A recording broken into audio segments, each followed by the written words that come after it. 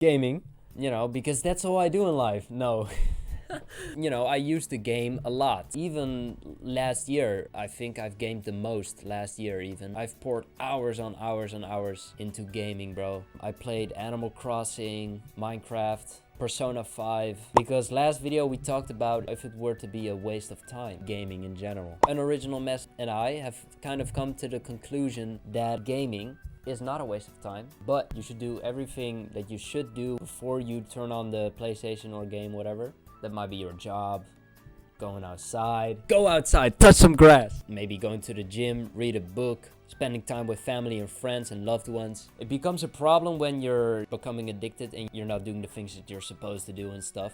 You shouldn't be excessively gaming. What does excessively mean? Excessively means too much. When it becomes a 6-hour session daily, when it hurts your back, when you're not taking breaks, you're not eating healthy, it requires so much brain energy and mental energy to actually play the game.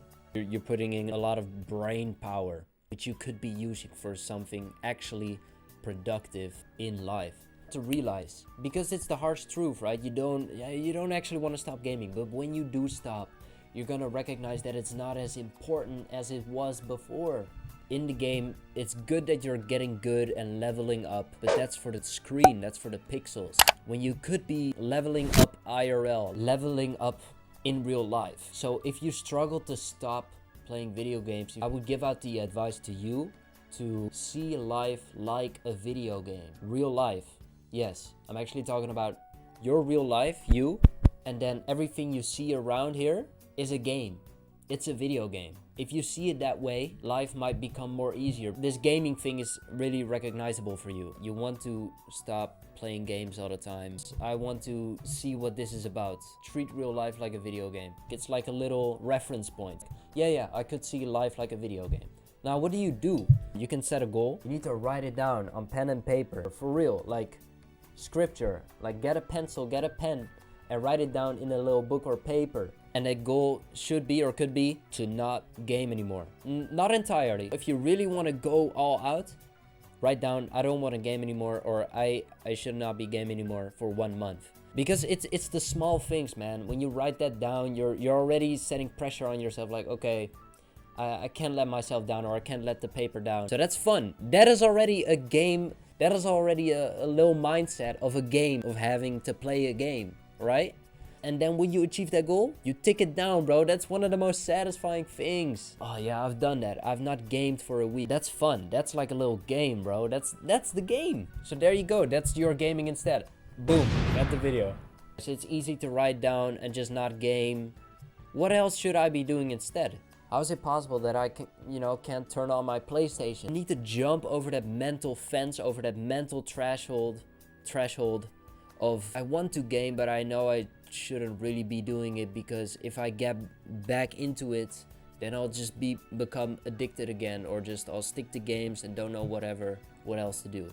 Here are some things you can do instead of gaming when you see your life like a video game. You can set little goals besides the goal of just not gaming. But let that be your first priority. Let that be your first goal.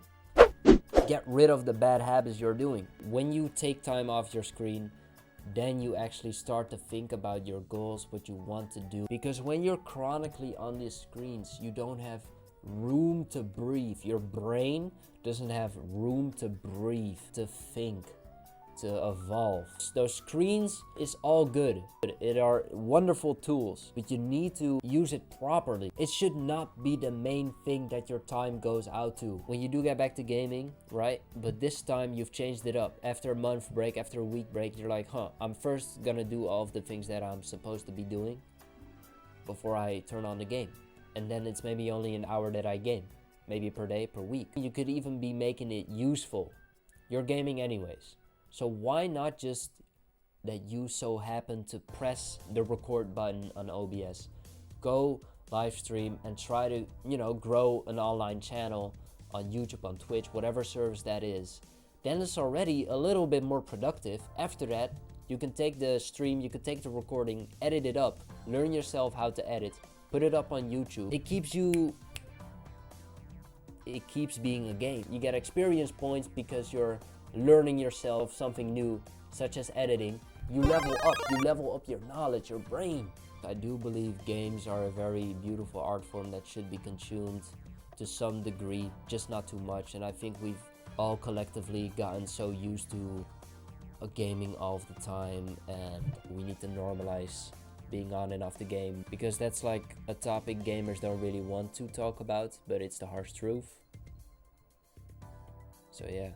I have less than 500 subscribers right now. If you subscribe to the channel right now, you're like an ultra super OG, because I'm telling you, I'm gonna be a big YouTuber, I'm telling you. Now join the Venomize family right now, and let's level up together. You know what I'm saying?